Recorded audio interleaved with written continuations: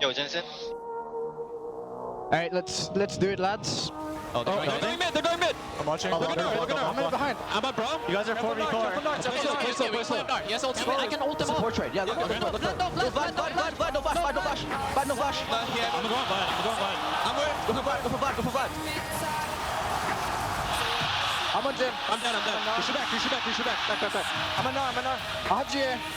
Play on Peter. I'm on Jie. Jin no flash. Turns around the play. Come in. It's over. Jam. TSM cement themselves as the most dominant organization in North American League of Legends. Let's go, guys. We're fucking do this. Go. Cloud9 are very hungry to not only get revenge, but also differentiate this lineup from that classic Cloud9 lineup. Check the ulti. Careful.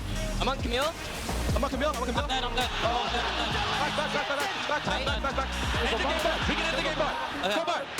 We're faster, right? We're faster. He didn't get his ultimate on. Okay, if you stop the backs, we win the game. Okay. He goes down in the critical fight. Just end the intro. Just end it. That's the game. Coming out. I lost the game solo. It's over. This game is so easy, dude. Yeah. Jesus. Failed once again. NALCS champions.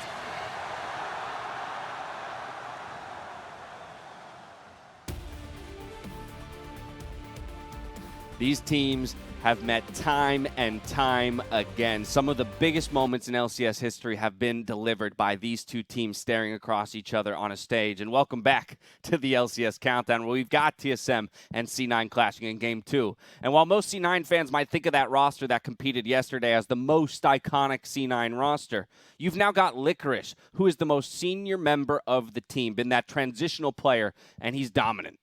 Yeah, it's hard to believe that Sneaky and every single member is gone now, and Licorice is the only one who played with any of those guys. And ever since then, it's been this kind of slow churn of new talent. But Licorice has become a mainstay on the roster. He is first amongst all top laners with 21.9 CSD at 15. The next closest is Kumo at 3.1. It is insane how good Licorice is playing right now. If you need more stats, he's first in kills and assists at 15. He's first among DPM. It's kind of similar to Blabber in terms of the level of domination he has over the top lane right now. Can I also mention that he has a great champion pool playing the Wukong? Like, yes, you Licorice can. is absolutely dumpstering top lane this split. I think what I find fascinating about him is that he's prioritizing his practice to be a lot about taking on those 1v1 custom games and getting his laning phase down versus going and grinding away in solo queue. And it's clearly showing, because those are the skills you get in that custom mode. Those CSing abilities are just exactly the product of his hard work. Yeah, and we have to remember when Licorice started, he wasn't, the throw him on a tank because he's a rookie and let's grow him. Like, he started out playing Jace and Camille during a tank meta in the top lane. So when we first saw it, we were like, wow, you're giving a lot of responsibility to this rookie, but he performed well in the carry meta and then learned tanks after that and became such a prominent tank player and just one of the best top laners in NA. It was a pretty shocking start, too. It quickly developed into one of the most unique top laners that we had in the league, but we can't focus on just that solo lane. We got to hop to the other one when we talk about Cloud9. Niski has been unsurprisingly dominant. We expected that to carry over, but what we're starting to see is Bjergsen come back to form and be unlocked a bit in this version of TSM. Yeah, this is Bjergsen being dormant for most of spring and then finally waking up and seeing the sunshine. He's actually playing the way that we expect Bjergsen to play, which is he's doing great in lane and he's outplaying in team fights. And in their matches last week, he played TF and Azir. His TF game was obviously dominant. He was everywhere. His Azir game, Doublelift even shouted him out in an interview that he was basically 1v5 because the game was so messy, they needed a strong team fight to win, and Bjergsen was that team fighter. But his counterpart, I think, is important for the very reason that his playstyle is trying to bring into the LCS the FPX style that won last year, always playing homage to Doinb, and I think that that's really important because Niski is the embodiment of that. He can only do that with a very strong jungler, and yeah, he doesn't have a lot of solo kills. He's got 0 of them, but yeah, he's got a very high KD, very high kill participation, and I think that that is why this player is so interesting to me, because contrasted to Bjergsen, who's is that solo carry. When you're playing a lot more around your jungler in that mid 2v2 synergy, you can not only play to your own item power spikes, but you can utilize the junglers as well, which tend to be a lot earlier, resulting in more explosive games in the early to mid game, which is why C9 can just blow teams out of the water before they even get to hit their item spikes. Yeah, Mark, what do you make of those two statistics, specifically the damage share and the solo kill differential between the two players? It almost looks like Bjergsen is doing everything Niski's doing, and maybe then some? I think it's a little unfair because he's played so much Galio and these kinds of things on the side of Niski and Karmas and whatnot. Bjergsen does have his games where he does that, but he also branches out more often. So, yes, he'll play a Fiddlesticks roaming tank mid thing, which is great to see, but he'll also play greedier quote-unquote champions, and it's all about playstyle. You know, like Crumbs was highlighting, they have totally different playstyles, and Bjergsen has been stepping up more and more this split, but Niski is just expected to do different things. And now it's right about this point where we'd normally move right along. We've hit the big matchups of this matchup between the two teams, but that's not the case when you're talking about Cloud9 and TSM, because as good as these solo lanes are, we haven't touched on the bot lane, which has two of the best Western bot laners in the history of the hemisphere facing off against each other. It's almost like it's like hard to believe that this is also a part of this matchup. I mean, Sven versus Doublelift are all really important in their game, but even Sven admits that like sometimes it's hard for him to get involved with how dominant the top side of his map is being when he's on Ezreal pewing in lanes, just farming from distance and absorbing pressure. But that's not to say he's not playing well. He's actually playing incredibly well, and it's equally true for Doublelift. It's a testament to the way the game is played right now, where the AD really needs a lot of time to be brought up to speed. And up until that point, he's really kind of being sitting fodder down there. And I think you can highlight it there with the deaths in particular. Doublelift leading the league in deaths at 18 as a marksman. Now you sit down there, you're getting dove constantly. If your early mid game is not that strong, you are the focal point because you're so easy to just pinpoint and continue to dive. But they can still play the Aphelios and surprise anybody with a 200-year champion and just get 12 kills in the game. Now, both AD carries in the bot lane filling their role for the teams, but perhaps being dragged along a little bit just because of the way the game has broken down. We'll see how much that game messes up with our analyst stock portfolios as we jump back into another buy period here in the LCS stock market. Let's take a look at the current prices, see how things fell. A reminder that I know it's a tough week for all of you, and we'll get into that in just a moment. But you can see there, the first column is the current prices of each of the teams. The column on the right-hand side is what they were back in Week 3, our last buy period. Red and green numbers represent the changes in prices for each of these teams. So no surprise that Cloud9 just continues to skyrocket. We got a couple teams looking to get above that 400 mark. So Mark, on that, I'm coming to you first. Talk to me through your portfolio. Already took a hit this week. Yeah, me and Crumbs are both really feeling in our pockets. We saw the Immortals lineup go 1-3. We thought they looked better than their record. We go, oh yeah, let's buy them. They look like they have a decent schedule. We're already down like 300. I had 5,500, and I'm already down 250. I've been crushed just with that Dignitas loss, which I thought was a for sure win. We got catfished by Immortals because we were looking at cheapest, right? Buy low, sell high. Immortals and Dig were right up there. But then the TF games from Dig, I was like, there's no way this team can get it together this quickly, whereas Immortals had those really close games, and then they were going to go up against Dig, which should have been another game that I thought they could have won. And then their strengths of schedule, they're not facing Cloud9. They're facing Golden Guardians and CLG, and TSM could be rocky, right? This team tends to go into Fiestas against some teams. I was counting on that. But with how they started today or yesterday, I just want to get out of here. Like, let's just wrap up this game, start the next one, and then we can just not purchase more of these stocks. If we all fail, it will get bailed out, right? Yeah, you guys are hoping. There it is. Stimulus. Where's the stimulus tech? Petition the LCS commissioner for a bailout. You guys are hoping for the 2-2 week, I think, at most. Probably. This means, though, I assume that you didn't index into Immortal, so you must be, sky high right now. I mean, talking finances is a bit gauche, don't you think? I don't want to. Okay, you don't? No. Yeah, you messed up too. I went into FlyQuest because I thought they could, beat 100 Thieves, but that was an upset yesterday, so I lost money so fast. But really, I thought FlyQuest had an easy road. Their only tough opponent was Cloud9, so I was like, okay, they can maybe get 3 wins, but now I'm just going to be happy with 2 wins. Yeah, we thought little that bit. the strength of schedule for Dignitas looks scary. You could argue that it looks scarier for FlyQuest just because they already dropped one of their expected wins. They've got Dignitas here ahead of them, but then TSM and Cloud9 in a row. If they are lucky enough to take one of the games off of those top teams, it could still work out in your favor, though, probably. They're supposed to be 2nd place.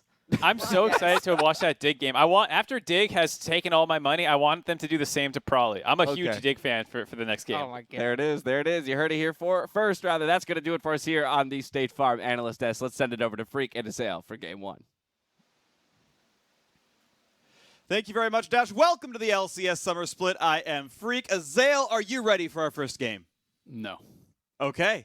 That's fine. It's going to be happening anyway, though, and that's all right. I'm just going to point out, as these other analysts are all losing their money, I'm still riding high on Team Liquid for my 3rd period in a row. And Well, they haven't played yet, right?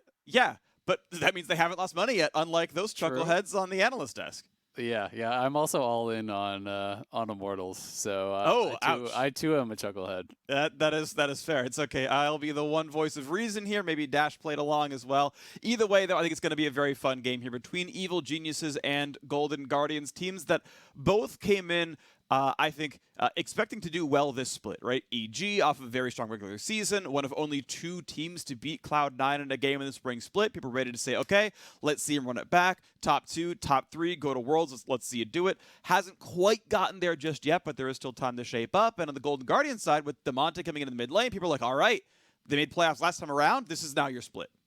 Yeah, I mean, I think they were very, very excited about making playoffs last split. That was progress for this team, which honestly, hasn't had the best results throughout their tenure in the LCS. And this is something that they were looking to build upon. Closer has been a really exciting new player. They were very excited for Damonte coming in, and we'll see if they can kind of find their groove and find an ability to actually perform with multiple different styles of compositions. EG, on the other hand, as you say, there were pretty high expectations for them coming in here too. And I do think that those got even higher at the beginning of the split when they were looking so dominant. It looked like they were really, picking up right where they had left off, that they were continuing that upward trajectory that we had seen throughout spring as they started off kind of slow and got better and better and better. But they have hit some stumbles now. They haven't had a lot of clean games lately. All 3 of their losses, I think, were pretty one-sided, for the opponents. So we'll see how EG does look here today. Ashe is something that I've kind of had my eye on a lot lately. It is really gaining in popularity quite a bit. This is a pick that is both strong in lane. It helps out your jungler a lot. That is something that I think people are really kind of underrating about it. In this counter jungling meta, Hawkshot is so valuable, giving you the information of which side of the map the opposing jungler is on, so if you can actually invade and steal away camps or not. That is such a core part of League of Legends in this meta, and Ashe brings that very, very well. Yeah, really strong stuff. I gotta say, I am a little surprised to see the Twisted Fate banned away by Golden Guardians. Yes, it is also Jiizuke's most played mid laner, but that felt so core to the Golden Guardians' wins that I'm just surprised to see them to bite the bullet and say, no. We're so worried about you first picking or kind of picking us that's going to be not on the table at all. Of course, still plenty of AD carries are still up. Kalista and Ezreal decently strong in this patch in 10-13. Ezreal the hover, Ezreal the lock-in there for Bang. So Bang going to be grabbing Ezreal here. Karma has gotten, really, really popular because it's becoming a flex. There's been a lot of marksman junglers getting run, and these kind of double marksman style compositions are very popular around the world, where you can put Karma as support or mid, and you can also, have a secondary enchanter style support. Volibear as a flex here too, so this could be jungle top, this could be Karma mid or support. And so far, sitting with quite a bit of flexibility. I wouldn't mind the Kindred at all. Kindred is actually quite a decent matchup into the Volibear, and if you do go that route, you're also denying perhaps one of the compositions that you could be looking for with this Karma, which is that double marksman style. Since Graves is already banned, Kindred would be the only one available, but Trundle, pretty safe, pretty standard.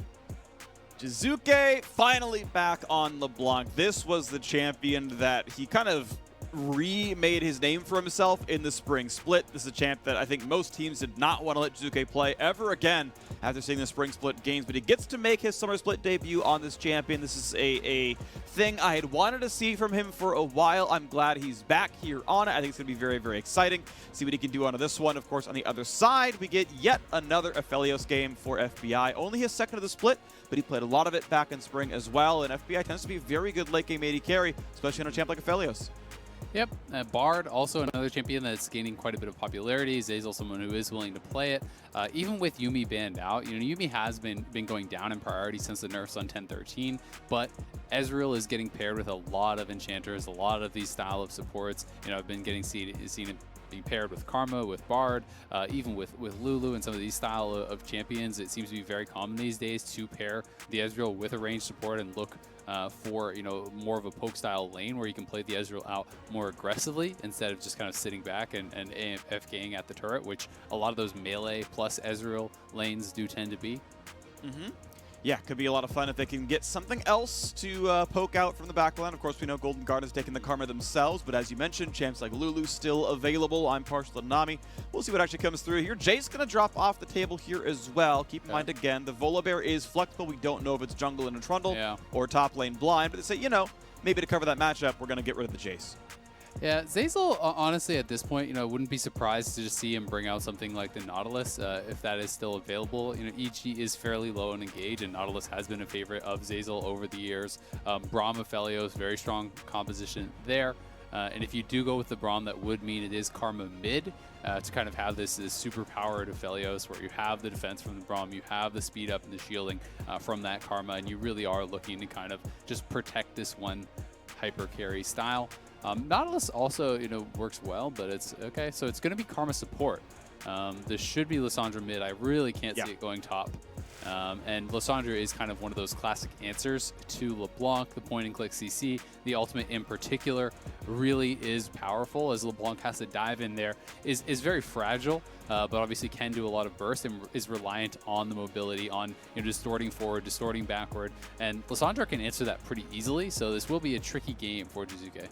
Well, Captain Flower's favorite as Zeyzal locks in Tahm Kench alongside Ezreal. Now, I will say this is not for the lane matchup. It's to pull someone out when Lissandra goes to the point and clicks stun, right? It's the safety there. The 2-on-2, yes, it'll be a little bit awkward, but you can just kind of take the Karma poke and fix skin regen through it. It's not the worst thing in the world when you look at the matchup overall, but it does mean that engage options are a bit limited for EG. So Wukong comes through as a top lane fighter who can definitely start some team fights out. Yeah, Wukong's engage is definitely not bad. It's pretty easy with a clone forward, into an E. Flash can even be in there as well, but you can close the gap fairly effectively to start off team fights. Tahm Kench, as you said, answers the Lissandra ultimate quite well. Also does help to go out to those side lanes to try to reinforce if LeBlanc wants to play split push style. It will be Volibear top as Lee Sin gets locked in, so not wanting to play that Volibear in the jungle. I do think that this is a good early matchup for the Volibear into the Wukong.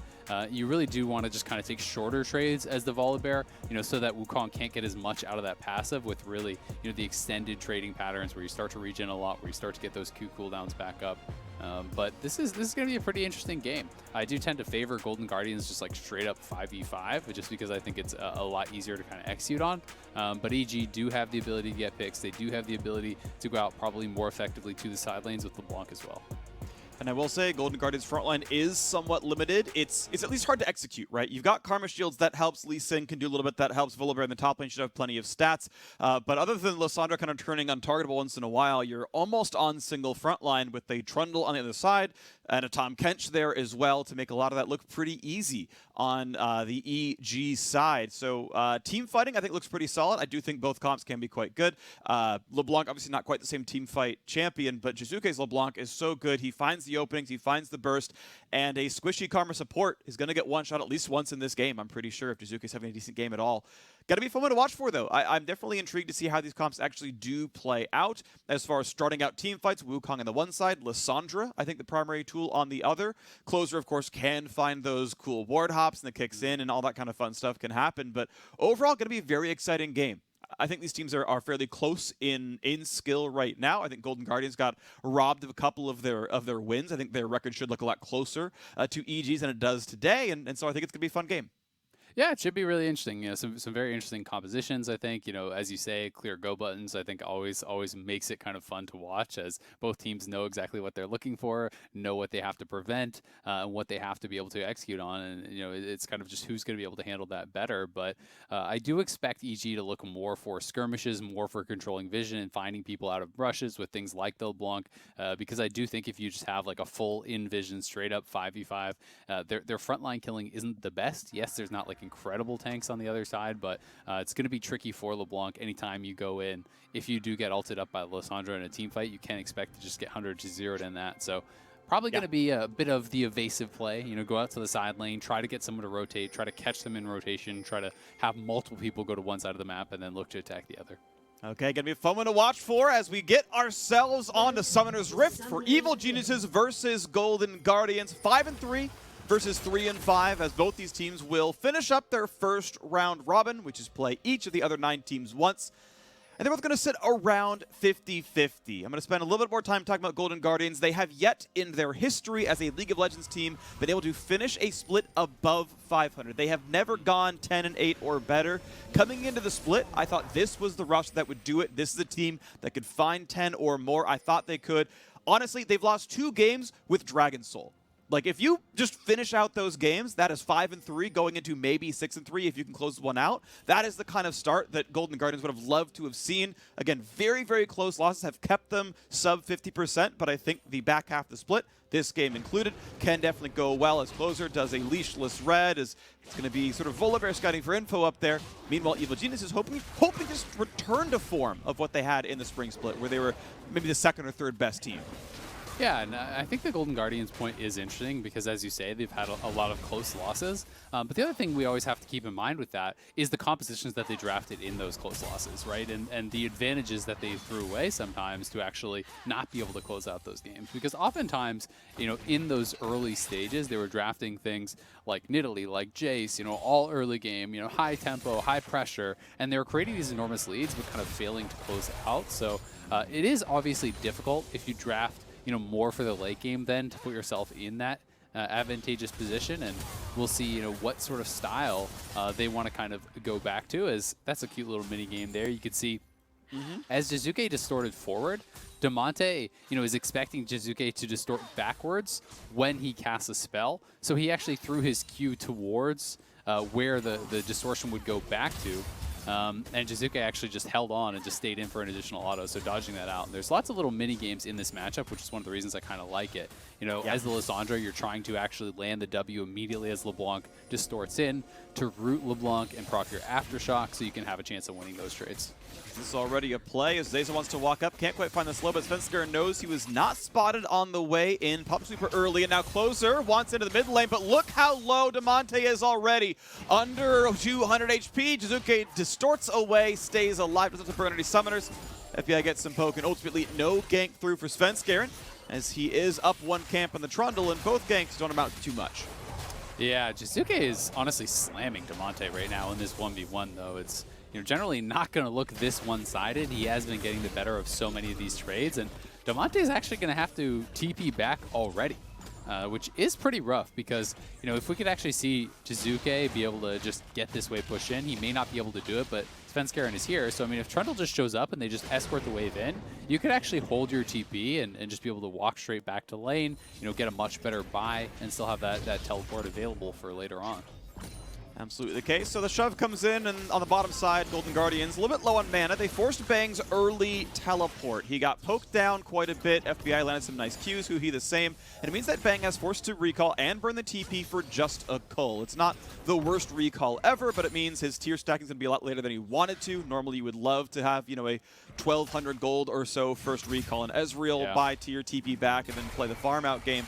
FBI, you know, not going to have to be in that situation. The one difficulty to tunnel on bot lane a bit longer, though, is that this Golden Guardians bot lane is on low mana, which can hurt your ability to trade back, but they want to wait another minute until the recall so that they can get BF Sword on Aphelios, and with a low mana pool and with the Cole lead for Bang, sometimes that means EG gets to have wave control and can make the recall awkward for FBI and huhi. Yep, and when you are kind of locked in these positions where you're pushing and you have low mana, it's obviously very dangerous. Potential ganks can come in there. Jiizuke, you can see, did get that much better buy. I was talking about an additional Doran's Ring on top of the Darksteel that they all both actually based on to buy there. So we'll see if Damonte can get this pushed out and reset as he's looking to. Not sure if Jiizuke did actually get a freeze off there or not, but you know, to touch on your bot lane point a little bit here, you know, you talked about in draft, the reason that they're drafting this Tahm Kench was actually often to deal with the Lissandra and also the ability to play in the side lane, but this is what you're kind of giving up, right? You're picking a support that's almost worthless in this 2v2. You're not really going to be able to engage forward into the Karma and the Aphelios. If you try to run at this Karma, Karma just tethers you and walks away. Like, so you have Ezreal in this situation where it's almost 1v2s, and you are going to be expecting this EG 2v2 to be losing. He can get W'd out as well by Zeyzal, so how's the fight going to go? Yes, with Lissandra already there, he would have to burn Flash to make this fight happen. Oh, that's early. They still pick it up, though. Mountain Drake in. Nice bit of roots on both sides. Damonte, he's got to be careful. He cannot flash in time. And bang, grabs first blood. Not a bad trade, honestly, for EG. Jiizuke able to get them something back there. Svenskeren went for the steal. You know, clever little usage of the Tahm Kench to devour over the wall so he didn't have to flash back out. He could have if he needed to, but didn't actually have to blow that summoner. So Golden Guardians do end up grabbing the dragon, but they lose first blood, and they are going to lose at least a couple minions here for Damonte. The fact that this Ezreal that is supposed to be in this losing 2v2 actually got that first blood is a pretty big deal as well, because that's going to set him up very effectively. Svenskeren did hop in, but honestly, he hopped over pretty early to be able to actually try to steal that. It was way too healthy. The smite did come down early, but no one from EG was in position. Then a nice distort forward from Jiizuke allowed that chain to land. That sets up for the easy skill shots there from Bang. And honestly, Damonte should have just accepted his death at that point, but wanted to try to flash to the Blast Go and see if he could get out. End of the day, it does mean about an 800 gold lead here for Evil Geniuses, as answered by the Mountain Drake pickup by Golden Guardians. Wave manicured well enough that FBI and huhi can grab this wave without too much difficulty, even after taking the recall after going for the Drake. Normally it's a little bit inefficient, but yeah, recall's what he wanted. Bang, of course, gets to walk back to the tier as well after shoving in his own wave. And the blue is handed off to Jiizuke. So both bot lanes can feel really comfortable. Obviously, Bang loving having that first blood. Helps to push the items forward a little bit faster as well. Interesting to see Tiamat Rush here on Closer. Not the most common pickup there for the Lee Sin, but it does make him really good at farming. Yeah, exactly. And that's kind of what it is about. You know, generally in pro play, it feels like over 90% of the time, I would say it's just the Warrior Rush. People just pick up a couple longswords and work towards that because your power spike on that is very, very strong. If you do feel that this is going to be more of a passive game, if you don't feel like, hey, I have really good lanes to gank or anything like that, then I think it makes sense, you know, to kind of adjust for the game and just say, all right, this is going to be a farming game. Let's power it out. It makes you so much more effective on those AoE camps. Taking down the Krugs, taking down the Raptors becomes extremely trivial, and you can kind of keep your farm high, which hopefully will pay dividends for him later on in the game. All right, minions do some good work. Hauntzer, I believe, is just slightly out of turret plate gold range by maybe under 100 units. So 160 gold just lost to the ether as Hauntzer obviously couldn't walk up at the turret without getting traded on, but sadly couldn't quite stay at the range he wanted to be. And that is unfortunate. We get the sad B come out of Kumo. He's like, yeah, I didn't see the gold swirls fly out. You were out of range, buddy. You goofed up onto that one. A little bit of poke coming out of Bang. Good reflexes by huhi to shield in time. Still some damage dealt. And you can see Hauntzer here is also going with the grasp. So this is kind of along the lines of what I was talking about for the trading patterns that you would want to go for. Is this going to be a nice chain landing on Damonte? Oh, a lot of damage pillars there as well. It has to self-ult for the heal. I think the claw must have been on cooldown. Otherwise, he would have burned that a while ago to get away. So that is huge damage. Damonte is consistently just attacked here by this Jiizuke LeBlanc, who's up 19 CS. He's pushing in the wave. He's forcing kills, forcing summoners. His mid lane is so much better. And now on the top side of battle as well, Hauntzer does have the empowered heal ready to go if he needs it. Kumo knows he cannot really force the rest of the way in, and they'll just kind of trade spells for spells. Yep, we'll be able to get out of there no problem, but that's Hauntzer still having his ultimate. He does get spotted, or should have been spotted, but this is just them trying to actually push in the wave.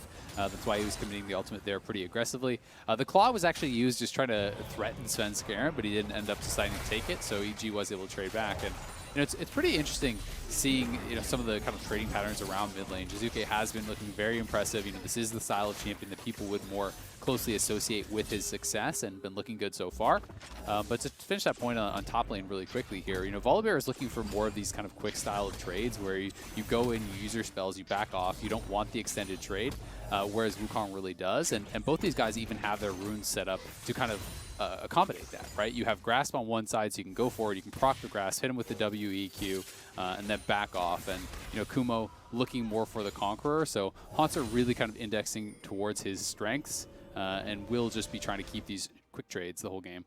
Zeyzal, I find that actually really interesting, talking about how Volibear wants the really sort of short battles. Oh, hold on, there's a kick. That was a sick kick as well. He's rooted up into place. Absolutely no way out for Zeyzal. Beautiful gank for closer. Golden Guardians are on the board.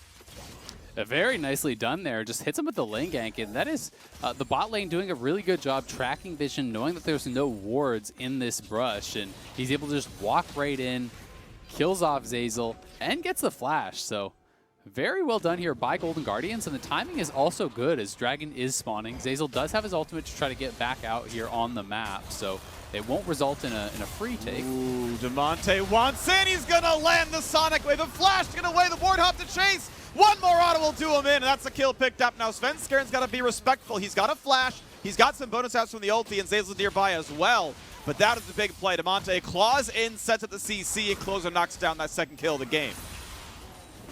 Very well done there, Closer. Does have to commit the flash, but that is the danger for this LeBlanc. Jiizuke has been trading well the entire game, has been really playing this out so well, but does get locked down by the ultimate, and when you get hit by that ultimate, clone or not, it's very easy for Lee Sin to then hit that point and click essentially with the Q, because you are locked down, you guarantee that comes through, and they are able to finish him off. That said, though, it does give EG the space to go for this Ocean Drake on the bottom side of the map. Of course, Zeyzal able to respawn. Svenskeren still healthy, gets to go back to this side. And though Golden Guardians do pick up a kill in the mid lane, they're going to lose the Drake for it, which is a fairly equal trade to what happened the first time around, when Golden Guardians lost the champion as pick up for the Drake. So those have been traded fairly close to equal. We are going towards Infernal Soul, which if you're a LeBlanc, you'd really like to have, and honestly wouldn't hurt for many of the other champs in this game, but as far as Burst of Champs go, LeBlanc probably tops the list here. Yeah, Infernal Soul going to be pretty nice. I do think, especially on the side of EG, they have more kind of easy ways to apply it. The poke coming out, putting that on top of LeBlanc poke plus the Ezreal poke is pretty dangerous as Closer tries to go in there, but Electrocute plus turret shot going to make you a little bit scared. Yeah, he'll kill 2 camps, come back to full. Not the worst problem in the world for Lee Sin, but it does mean his gank's not very good until he can clear. I like this. I'm always a fan of the terrain changes. I think that's my favorite part of Infernal Rift, actually, is not the soul, but the fact that some of the walls are gone, so you can just kite the blue close to the mid lane. You don't have to hit your spells over the wall, you just walk it towards you. I enjoy that stuff. I think it's fun. Yeah. Your ward spots are all different because the brush is gone. Yeah, it is fun. I think Infernal, the Infernal Rift is actually my favorite. Yeah. I don't really feel like the Cloud one is probably my least favorite. It doesn't actually feel like it really changes how I play at all. It's just I run slightly faster when I'm going this way. Meanwhile, pretty heavy trade. That feels pretty good for Hauntzer. Second W comes down, and Kumo is having a hard time in this matchup. Knew what his matchup could have been. Saw the Volibear, says it's okay. We're going for Wukong here, but it's a 25 CSD with Kumo getting counterpick. Credit where it's due to Hauntzer. Yep, Hauntzer playing it out very well, and I think that Kumo, he's picking this more, I think, to facilitate their composition, to add some engage, to look for team fight. His Closer may get picked off here. Oh, just barely cues back to the Herald into his W's to his teammate, but Svenskeren walks into melee range, gets kicked back, has to jump out again. The claw and a safeguard, and Hauntzer gonna have to ult to get away. So flashes at least weren't used, but EG still force a lot out of Golden Guardians. They get to look for Shelly here. Just enough patient left from the bar, and Svenskeren will grab the... Oh, a little bit later, he will grab the Herald. It reset, but it didn't heal the full, so A little bit weird there, but either way, Svenskeren will eventually take this. And yeah, the Volibear is just really looking good. I mean, Grasp is also a really good laning rune. He has the advantageous matchup with this. So I just think Kumo is picking this, not to say I'm going to beat the Volibear on the 1v1, but more to say I can survive the Volibear on the 1v1, get enough farm, and then hopefully for him, take over in team fights, right? That's really where he's going to be looking to I think, add a lot of value. It provides a dive buddy for the LeBlanc. And you can have Ezreal to reach backline with the ultimate there. So if they can get back on top of this Aphelios and really threaten him, then it could be pretty effective. Of course, meanwhile, an equal sort of lane dominance here for Jiizuke in the mid lane. We mentioned it before, but it's worth repeating here. As gold is equal, Drake count is equal, and now there is a play towards the mid lane as TP comes in for Zeyzal. A trade in the mid side is a lot of damage, and Jiizuke finally does jump backwards, chunked down a half HP, but stays alive, and that's with Damonte's ultimate now on cooldown. Should be back in time for the next Drake fight as they knock down some wards back and forth. But Jiizuke might have to be a bit more respectful next time around. Yeah, the Merc Treads, though, paying dividends for sure. That tenacity is very, very helpful against that Lissandra. It does get locked down, but Closer and huhi weren't quite close enough to actually immediately follow up on it. Had they been a little bit closer and actually, land that Mantra Q, land that Sonic Wave from Lee Sin, then you have the potential to actually just straight up burst Jiizuke down. But it was not to be. They are setting up again for this dragon here, trying to fight for Vision. Svenskeren in the area as well, but doesn't have the rest of his team kind of grouped up with him just yet, so he's going to have to be pretty careful. And something else that I wanted to touch on really quickly that we didn't really get a chance to this game, because there's actually been a lot of little interesting lane matchups and rune choices. The phase rush on the Trundle. So this is something that I actually had a chance to talk to some coaches about, because I was kind of curious, in some of these matchups, like, well, why are you really going for it? Is it thinking that you can actually chase down your opponent or just, kind of play more aggressively in some of the situations? But it's actually more about the vision play. So it's more to be able to feel safe in a lot of these situations where you can go into the river and look to challenge for vision. You can try to fight for wards, and if your opponent is there, you actually just look to proc the phase rush, drop the pillar, and essentially just run away, which I think is actually a pretty cool adaptation. Yes, you are losing PTA for the early dueling power and more for kind of that team fight bonus damage. But, they're just saying that vision control is so important, and you're going to have to be this person who's risking himself to clear it. So phase rush allows you to do that more safely. I like this timing here. Speaking of the jungler of Evil Geniuses, Herald is summoned in mid lane as the Drake spawns up, so Golden Guardians forced to defend this wave. Look for the play. They're not going to get much, but the eventual kill on Shelly, but look where Golden Guardians now is. 5 in the mid lane as the rest of EG are around the bottom river. So it's EG who get vision control. EG who gets some poke down from Jiizuke. This could be dangerous, though. The root comes out from FBI. Only a bit of poke, though. Pillar comes in. This could be a lot of damage on Aphelios. He's going to try to run away. Gets the ulti down for a bit of damage. Ultimately, it's going to be wave clear back and forth. Drake's still not under fire. The health bars pretty healthy on both sides, but that was almost the room for EG to make that play on Drake.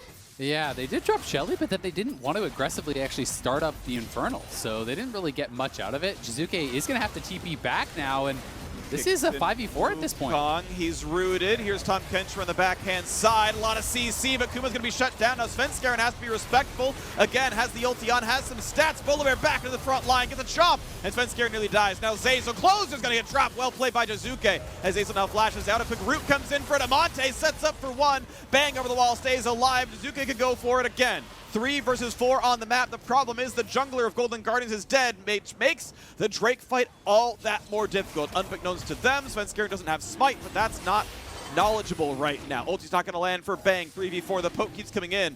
And with the bait coming through, looks like Golden Guardians will have to force run back. Jiizuke gets a bit of poke down, going to land the chain onto Damonte. Svenskeren waiting around, finds the pillar. Chunk comes in. Jiizuke finds one. How about the second? FBI on the chase. Can't get the kill just yet. Here comes huhi around the side. But be careful. The man has The man gets a solo kill. And now FBI is going to try his very best. He should get it here. But not for Jiizuke. Picks up 2 different kills and turns the fight right around. Damn, Jiizuke. That was sick. And it looked like they just weren't expecting him to commit that hard onto Damonte. You can see Hauntzer was kind of waiting to the side, I think, waiting for him to actually go back to that clone. And then by the time he actually tried to move forward and peel, as we might just see Kumo die again. Yeah, a bit of a bad play by Kumo to be there on the bottom side. There's the Q, gonna land, and Closer finally trades one back, but not before the second Drake already got taken, and the gold lead is wrested back into Evil Genius's control.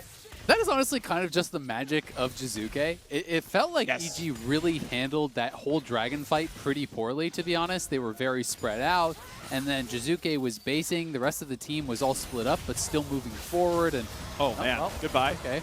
Yep. Iceborne Ezreal, no boots. Dead to a Syndra, LeBlanc, no, Lissandra, there we go. When she wants it to happen. Yeah, but I mean, it's not even like he got flashed on. He just basically walked up to Lissandra. Yeah, she belted him and he's just gone. Yeah, I mean, that was absolutely trolling from Bang. I feel like that's he was fair. way too close with his support getting vision. So some messy stuff, but not sure if we're going to get a replay to actually look at the team fight around the dragon. But, you know, EG, their initial setup was good, but then, you know, Jiizuke is basing. Kumo and Zeyzal are split off from the rest of the team. You know, then they're forced to fight, and Kumo's in this situation where he gets this, you know, 4-man ultimate, great, but both your carries aren't even there.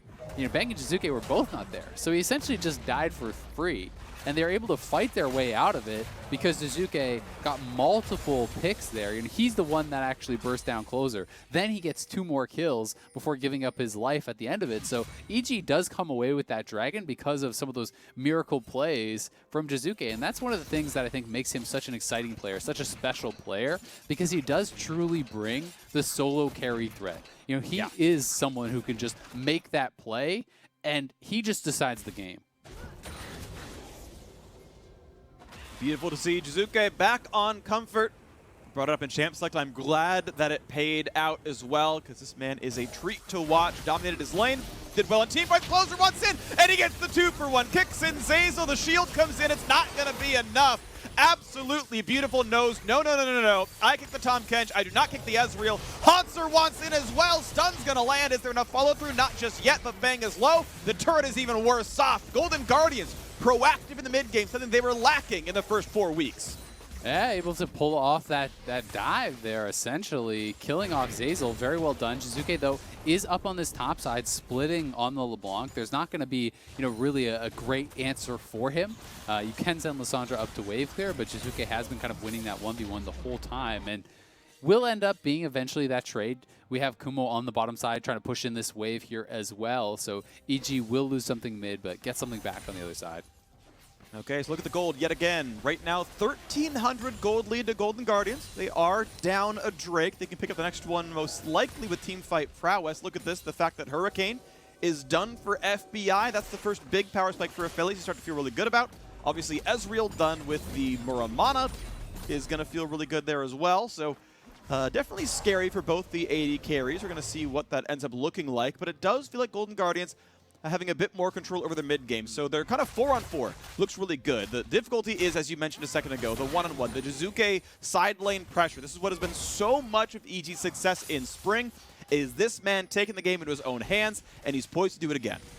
He is, but it's kind of problematic that it's like you can't always rely on every fight just being Jiizuke 1v1, right? And and EG has got to clean up some of these sloppy deaths. You know, as I said, the dragon fight pretty sloppy. Then Kumo comes back from that death, immediately walks bot lane, dies again, you know, without really having people around. So you've got to be careful, you know, that in addition to Bang just dying to Lissandra straight up in the mid lane without even getting flashed on, without even, you know, shifting or anything.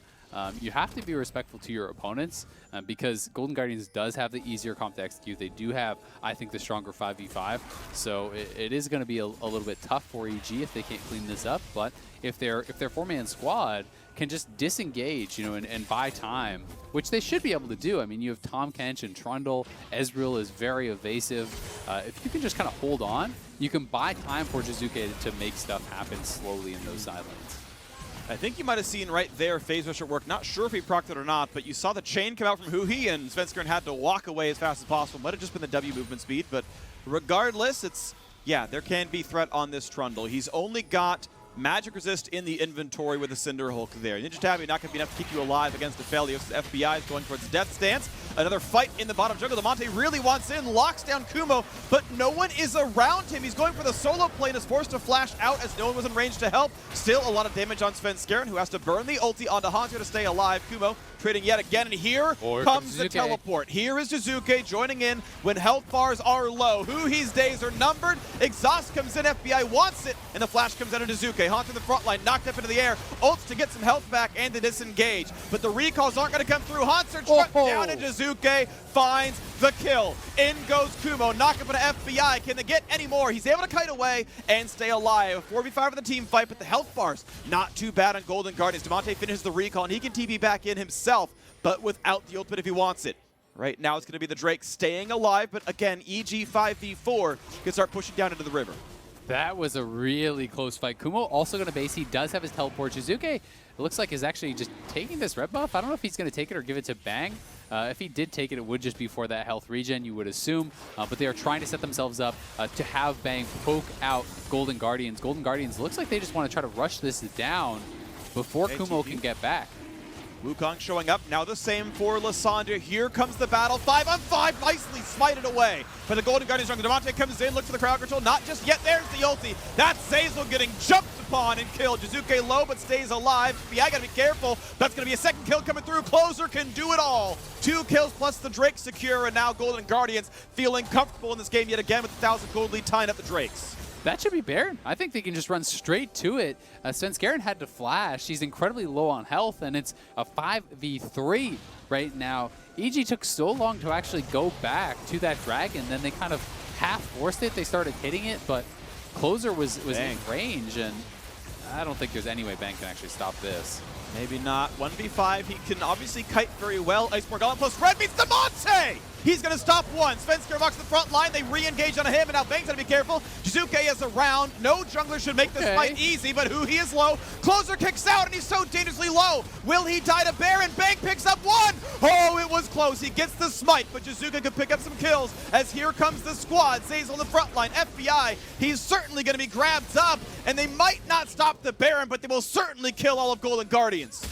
They're going to remove all the Baron buffs here, very likely. No, I think huhi will get out. He did have a nice little path there to escape, but despite the fact that Bang couldn't do it by himself, the rest of the squad actually arrived very quickly. I didn't think Jiizuke would be able to get there in time, and as he arrived, Zeyzal ults in as well. Svenskeren got burst down because he was so low, but they had enough damage to knock down Golden Guardians, and they've lost all their Baron buffs except for the one on Karma. So honestly, I think EG wins out there pretty well. So look at the game state once again. Gold is tied. Kill count pretty close overall. Drake count identical. And watch that fight again. Basically 2v5. Yep, everyone is all stacked up here. All the poke does land. Very nice shift forward to get the last bit of damage there. And then the flash from Hauntzer over onto Svenskeren. They wanted to try to finish, but you have this split attention.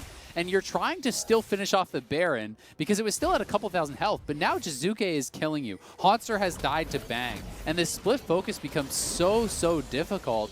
And they probably should have just looked to actually peel and deal with Bang as a squad.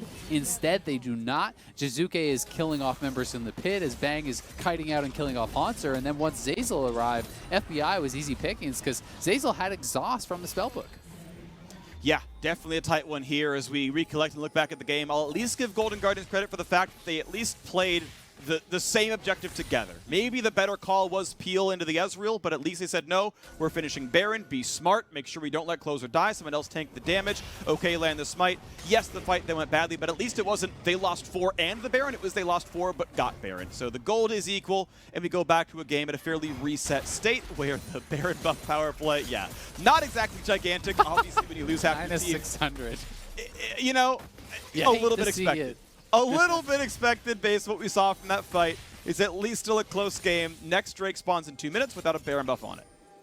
Do you think when it's like a really bad power play, should it be like an off-brand energy drink power play? Do not want to get in that discussion. However, I see what you're going for. All right, push it down the mid lane. Golden Guardians, they still have their 1 Baron buff. Keep huhi alive at all costs. We'll see if they can get a tower. Well, through-shot barrage not going to land into him. FBI has to be respectful. That kick, though, look at this again. No way out for the Trundle. Svenskeren goes down, and Closer again finds the opening. Beautiful plays out of this Lee Sin, his second game on the split, and he is doing all of Golden Guardians' heavy lifting. Yeah, Closer has just looked great so far this game on the Lee Sin, finding engage after engage, as you say. You know, kicking in targets that you wouldn't think would actually work out, but because they have so much damage behind them, you can kick in Svenskeren, you can kick in Zeyzal, and actually just straight up burst them down. You don't need to go for those more evasive targets like the Ezreal, like the LeBlanc. Of course, it is a lesser prize, but they still do get that kill. They do push up that mid lane, and it's going to be a setup for Dragon here once more. Both teams very evenly matched thus far, 2 dragons apiece. Jiizuke is going to be lurking here, looking to see if he can't find someone in rotation. You know, as the Lissandra goes top lane to actually clear that wave, you'll notice instead of going straight to the wave to answer, he actually goes into the jungle, hoping that Lissandra will move down perhaps, you know, trying to always catch people in rotation. He's also playing sweeper, so as he moves through that jungle, he can clear out as much vision as possible to try to keep these, you know, pockets of darkness where he can potentially find someone from Golden Guardians. Well, right now, he's still going to stay around the top-hand side of the map. Here comes the claw in yet again. Look at the same target as Svenskeren. Gets the phase rush down, gets the ulti on. He's so fast, he'll be stunned. The damage is not quite enough. CC comes in for Kumo, but he's going to go down. FBI opens up, and he's going to find himself that first kill. Now the kick comes in. The Q forwards. Closer still wants it with the ward hop now as well. LeBlanc over the wall. A flash for who he gets away from the Mimic Distortion. And Svenskeren now has the flash, and he has running away. Here comes the slug yet again with the red buff. Closer might just have the damage. The flash is too late. And Resonating Strike comes true. Finds the 3rd kill of the team fight. Yet again, Closer with 7 kills on this one. He's doing it all, and now mid lane is under fire. The root nearly knocks into Jiizuke, but he's just able to get the Distortion back in time. Turret should still fall, and the inhibitor will follow afterwards. 20 seconds of most of the respawns. It's probably just the inhib into Drake, but Golden Guardians have complete control of the map. Inhibitor will fall, and it's time to run to the bottom river. It was a really good force from Golden Guardians. They knew that Jiizuke had shown top lane and wasn't with the team, and then Jiizuke, I'm not sure exactly what was happening with his teleport. It did take a really long time for him to actually rejoin the team. Maybe he was waiting for gold, maybe he didn't feel like there was an angle from the TP in on, I'm not really sure, but Golden Guardians just hard forced onto Svenskeren. Svenskeren did not have his ultimate available at the beginning of the fight, so he had to retreat back so heavily, and then bang, just got caught. You know, he was casting his ultimate, and during that ultimate cast, Closer was able to actually land a Q on him. You know, FBI closed the gap onto him and got him low enough that the Resonating Strike execute damage could then come through from Closer to finish him off. And you know, when Bang went down, that was really the end of the fight. You know, Zeyzal, I believe, used his Devourer on Svenskeren. Not sure if the cooldown was back up, but Bang now shifting forward. It's a lot of damage. I mean, he chunks FBI at half HP. Thankfully, the man has life to come back into this one as he goes towards Mortal Reminder to help kill Svenskeren more easily. As the wave's getting cleared down yet again, and Golden Guardians know that Baron is up in 7 seconds. Closer has been the man of the match, and he's got a level lead over Svenskeren. His smite is better, then he'll play these fights really, really well. Plenty of MR to deal with Jiizuke as well, plus a stopwatch if it gets really bad. Stopwatch also up for Damonte. No such luck on the EG side, but a pair of Quicksilver Sashes can help with the picks. First Q doesn't land for Bang. They don't know for certain where they just might be, but Closer walks in yet again. True Shot Barrage comes in a spot, and again they find the kick, but Closer has to burn the stopwatch. They still shut down the Trundle. How about the re-engage, though, as Damonte TP's in. He finds Jiizuke for a ton of burst damage, puts him down to about 1/4, just back over the wall, and now at half HP is the Lissandra as well. 5v4 in the map. Banks looks for poke, can't find it just yet, but that means without a jungler, it's time to look again at the Baron. We'll see if EG want to try to contest this. I think they should try to go over, see if they can get some poke. They know Lissandra's ultimate is down. They know Lee Sin ultimate is down. So a lot of the hard engage isn't there. It would be on Hauntzer to try to turn, and Bang has TP'd in. They could look for the poke here. This is the moment of the match. Damage comes in. Damonte is shut down. Hauntzer has the front line. They find some damage across. Smite should come through easily, and it's claimed. The re-engage looks good, as already Wukong is gone. Jiizuke tries to find the damage. Can't get it as yet, but oh, 2 are so dangerously low. FBI goes in, finds some damage. Q on the Bang. Closer. You don't miss anything. A double kill comes in. Kill number 9 for the Lee Sin. Late game Aphelios be damned. It's late game Lee Sin. Let's go. Closer just taking over, finds the angle on the Q as soon as Bang came out of that Devour to pick him off. and they are going to be looking to try to push for the win here. They have the minions, they have the Baron buff. Hauntzer has TP right back in. It's just Jiizuke and Svenskeren alive here for 20. I think there's potential to just close this one out. Harvey Specter would be proud as Closer comes in to try to close this one out. FBI can only clear the wave after being chunked by Jiizuke, and it's going to be enough damage from Jiizuke himself that there's not going to be a push for the Nexus. The gold lead is big. Infernal Soul is in 2 minutes. And Golden Guardians can play around a very obvious objective to take that and close out the game. And Closer can just do no wrong this game, though. First, the kick in onto Svenskeren, allowing them to go over to the Baron. Then they secure the Baron. He's able to always find these angles, it feels like, to pick off Bang. You know, you would think on paper, it's like Lee Sin should struggle trying to take out this Iceborne Gauntlet Ezreal who has Tahm Kench in his back pocket. But he is making it look really easy to teamfight effectively here on the Lee Sin, even in the late game. Has been playing so great, and Svenskeren in trouble here, perhaps, once more.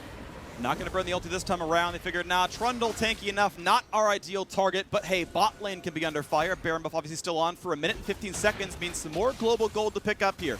As they push into the bottom lane, True Shot Barrage gets a bit of damage across. A little bit of wave clear for Golden Guardians. Down goes the first turret of the siege. 8 turrets to 3. Closer goes in yet again. Has Guardian cannot find the kick back. Loses the GA, but this could be some good damage. FBI shoots in. Gets a chunk across. Bang is saved, though. Good play out of the Zeyzal Tahm Kench to make him untargetable. And the autos will not come through. Safety enough here. FBI looks for a shot on Jiizuke. Can't quite land that one either. Now, once again, onto the Infernum. Has easy wave clear. Back to full HP. Level 16. Ton of damage available. And a lot of crit chance here as well, as Phantom Dancer likely the last item to go for. 40 seconds still on Baron means they want to keep sieging. Yeah, and the wave clear here from EG is pretty bad. They can use LeBlanc to wave clear, but when you wave clear as LeBlanc, you're putting yourself at risk, distorting forward. This is the last wave with the Baron buff, though, so EG have withstood it pretty well. It doesn't look like they are going to get triple inhibbed, as EG's trying to run out, push out mid lane, push out top lane frantically so that they can get back and defend this bottom lane here. This is the last wave of Baron buff. They see that it's 5v4. They know they're safe. Ward-hop kick in the Trundle. Goodbye every single time. Just sets them up for the team and knocks them down. Triple inhib is in, and a 5v4 might mean the siege instead. We'll see what they want to do as the middle inhibitor has respawned. Damonte ease over the wall and burns stopwatch for, I believe, nothing. I don't believe he's going to True Shot Barrage, and just simply burns the cooldown out of vision. But without an opposing jungler, the Infernal Drake should be easy to pick up for Closer here as they knock down the wave and look for this Drake.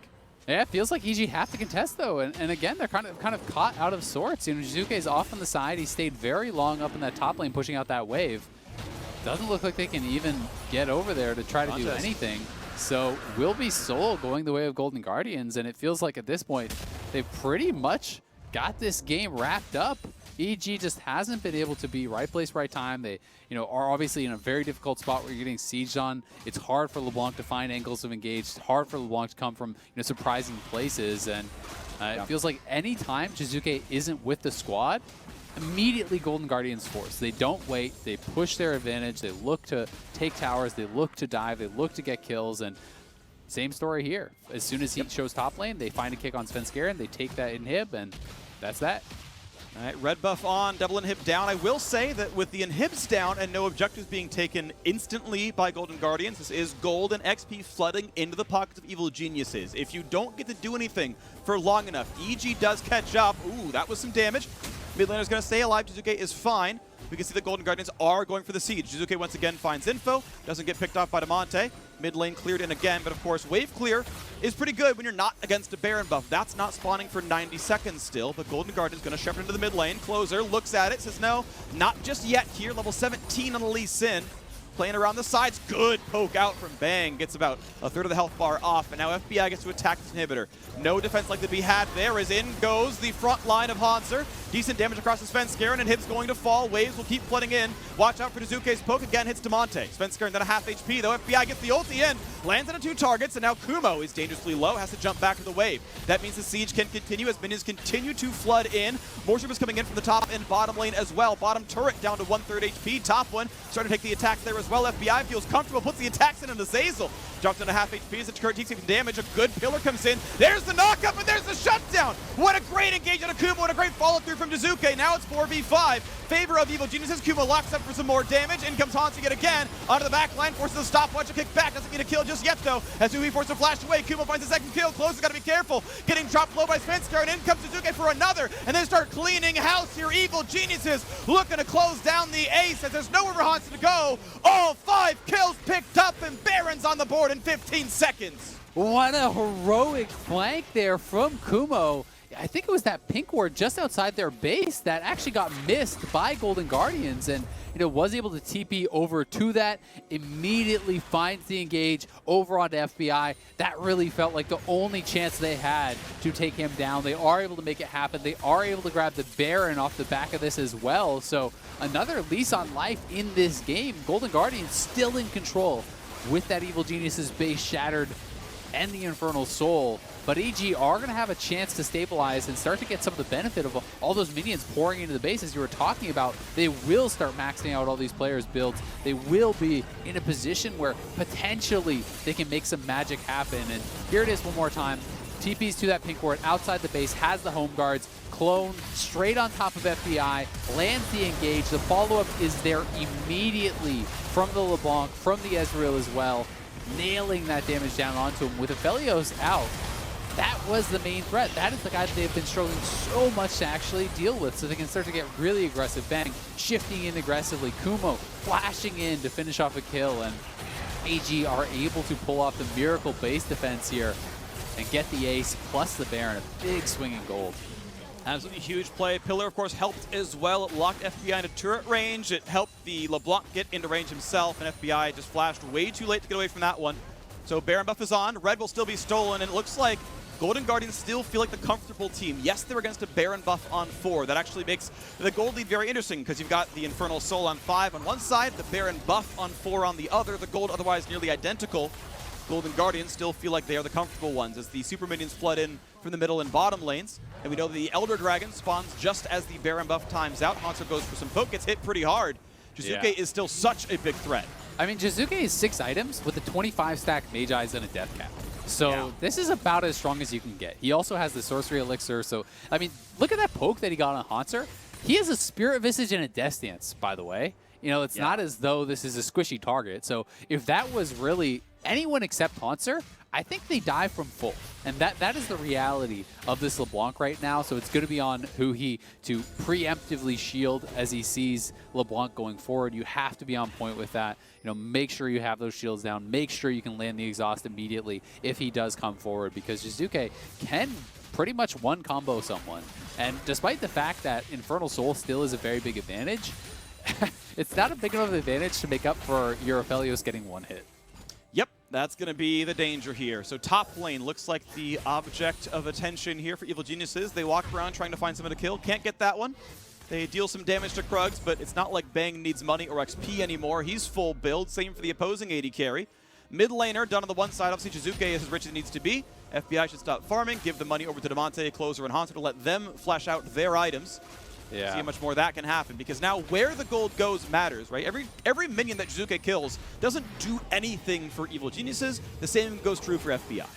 Unless they want to swap up the builds, right? And that's one thing I actually would be kind of an advocate for here for FBI. I actually think the rapid fire is too aggressive. I don't think you need more damage. I think you just need to not get one hit, because LeBlanc doesn't have sustained damage. LeBlanc has burst. And if you have a Maw instead of that rapid fire and you don't get one hit, then you immediately heal back up to full with Legend Bloodline, with your Death Stance. The Karma Shields come through and the fight starts to go more your way. So I do think he's on kind of a pretty risky build here.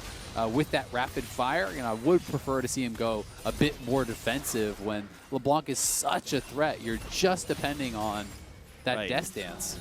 Right. Well, Elder Dragon is alive, and once again, it's time to play around the bottom river. This could be the fight that instantly wins or loses the game. Death timers are long at 43 minutes, and Closer wants to play the flank. They look for some damage on a Zeyzal. That's going to be the first stun. Perns QSS. Now the play towards Svenskeren. The ulti in for Hauntzer. They find a big lockdown. The ulti comes across as well. True shot barrage over the top. Here come the TP. Plays it. Jiizuke wants in. Kumo's a bit low. CC on Damonte. Forced to burn the stopwatch. No kill just yet. FBI is trying, but he's burning down from the Death Stance. Gets the shield. Tries to Otto, just stays alive and finally traded back there as well. Looks like 2 alive, 3 alive. Kumo turns one back around. They got to chase him down, and they will do so. It's a 2 versus 1 in the map. Only the support is left standing, and Golden Guardians are ready to seal the deal now. 11, 3, and 11 for the jungle Lee Sin. Level 18, ready to go into the mid lane, and how does a Tahm Kench stop this siege? You don't. There's nothing Tahm Kench here can do. He's got to try to, clear out the wave as best he can. Maybe try to devour a cannon, spit it out, do something. But I don't think there's any way he can make this happen. The death timers are so long. Kick comes across, Q lands, goes for the dive. There's the ace kill. Number 12, and no one deserves it more than Closer, carrying Golden Guardians over the finish line. 4 and 5 the record. Congratulations. What a game, honestly. That was crazy. Yeah. Even that final fight was such a battle of inches. Again, as soon as Jiizuke showed in that bottom lane, it was the immediate engage coming in. And I hope they get to show that replay on the analyst desk, because the timings with the exhaust is actually what decided that fight. Jiizuke TP'd in. It was a little bit slow, and he got immediately exhausted and decided to use his first distortion defensively, knowing that it wasn't worth going in aggressively with that exhaust still up. His second one, though, he actually still went too early. I do believe that the last bit of the exhaust was still on when he actually uses his ultimate distort in onto Aphelios. Aphelios, as a result, lived with like 10% HP and actually got a lot more damage out. So that was such a tiny thing, such a tiny mistiming that may have actually decided that game. Because if you live another second or two, I mean, that was a 2v1 at the end. If Jiizuke is up for another second or two, they maybe just win the game off that. The death timers are so long. Yeah, I mean, incredibly close game, incredibly well fought by both sides. Jiizuke played his heart out, Closer did the same, and at the end of the day, Golden Guardians had that little bit more to close out the game. Well played, improving to 4 and 5, just 1 game behind EG, with the second round robin still to play, so we'll see if they can get that 10-win mark for themselves. Now it's time for us to step away. When in return, we've got Licorice meeting with Hauntzer at the Verizon postgame interview. Stick around.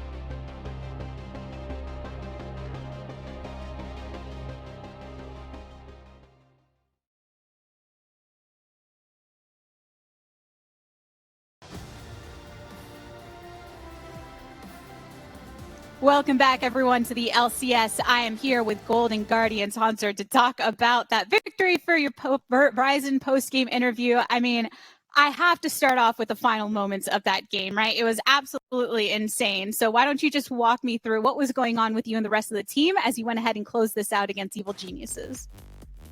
Well, man, what a banger of a game this was.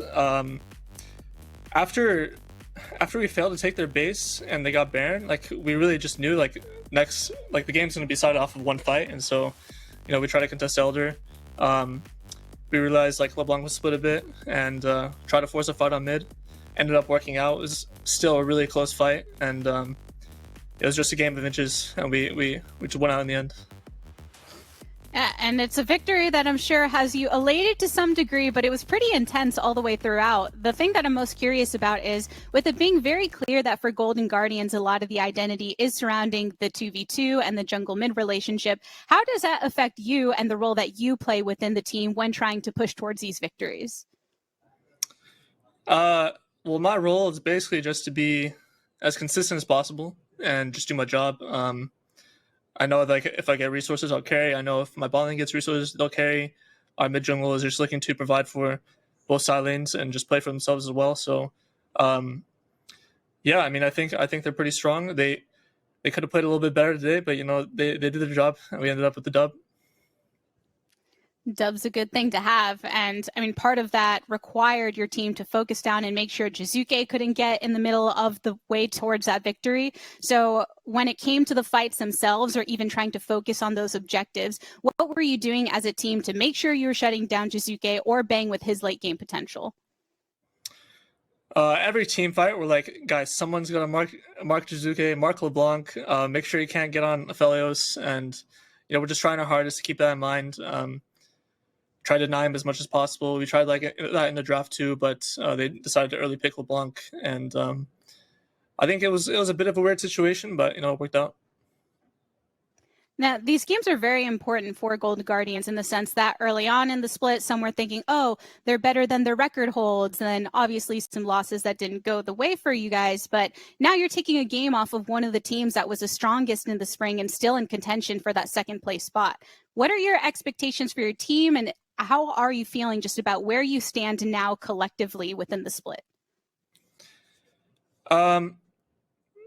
Before this week, I feel like we weren't performing up to expectations. I think our practice was just not really translating to stage, and, you know, we had like a huge talk about, like, you know, we can do so much better, and I feel like we're really coming to form right now. Everyone's playing like a lot more cleanly in scrims, and we're just having like much better practice. So I feel like we'll be definitely top half before the split is over. And your next opponents that you have to go against in your efforts to be in that top half are Team Liquid. What are your thoughts on them? Yeah, they're not bad. That's it. Not bad. That's the words that you're leaving with us. I'll take it. Well, thank you so much for joining me for this interview. Thanks. And with that, we are going to head to a short 3-minute break, but when we return, I will be speaking with your player of the week, Bjergsen, ahead of his match against C9. Stay tuned. Welcome to Assist of the Day, presented by State Farm. Today's assist is top lane Pain from the teamwork of TSM. Ruin smelled blood in the water and went all in on Broken Blade. What happened next is not something Ruin wants to speak about. This time he'll land the Q and he gets the execute again into the top side on time. Another kill on the board against Ruin. Teamwork makes the dream work, Freak.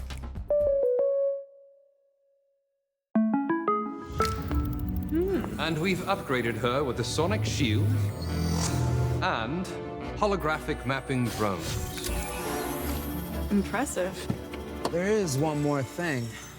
Jake from State Farm. Here's the deal. With the Drive Safe and Save app, you'll save up to 30% for being a safe driver and get a discount just for signing up. Well played, Jake from State Farm.